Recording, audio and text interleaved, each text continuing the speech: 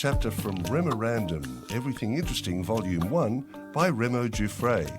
It's called Nouns of Assembly. A charm of finches, a business of ferrets, a paddling of ducks, a skulk of foxes, a kindle of kittens, a superfluity of nuns, and yes, even a barrel of monkeys.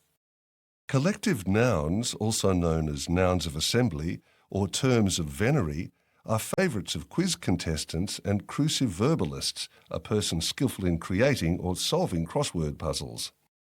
They've been a popular part of the English language since at least the mid-15th century, when a list, the companies of beasties and fowlies, of 165 collective names was included in the Book of St. Albans from 1486, a gentleman's how-to guide on subjects such as hawking, hunting and heraldry. Apparently, when it came to discussing these pursuits, the collective nouns could be signifiers of rank or class, with particular words being reserved for use by the gentry. In her book, An Unkindness of Ravens, a book of collective nouns, author Chloe Rhodes says collective nouns were created and perpetuated as a means of marking out the aristocracy from the less well-bred masses. Familiarity with the correct terms was an indication of a good education. Collective nouns can make reference to the behaviour or habits of the creatures in question, their song or their movements, or the way that humans imagine their personalities. The terms can differ depending on whether the birds, for example, are in flight or hanging about on land or water. Their beginnings can be hazy. Many of the original, sometimes satirical meanings have been lost. There are often several explanations for how a term came about. A murder of crows, for example, is said to be based on their generally sinister appearance or on a folk tale about a group of crows determining the fate of one of their own.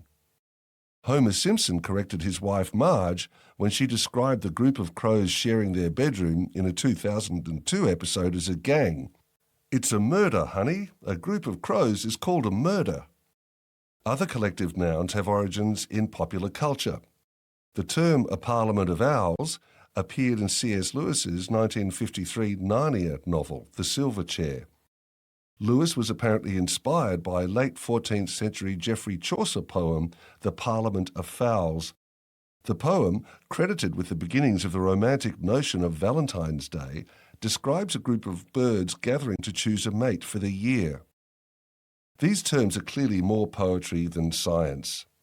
The late James Lipton, who lived from 1926 to 2020, writer, actor and host of the American TV show Inside the Actor's Studio, wrote a book, An Exaltation of Larks, 1993, which detailed the provenance of more than 1,100 collective nouns.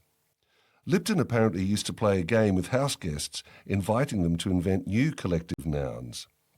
Any suggestions for the description of a group of REMORANDOM readers? A curiosity, perhaps? A revelation?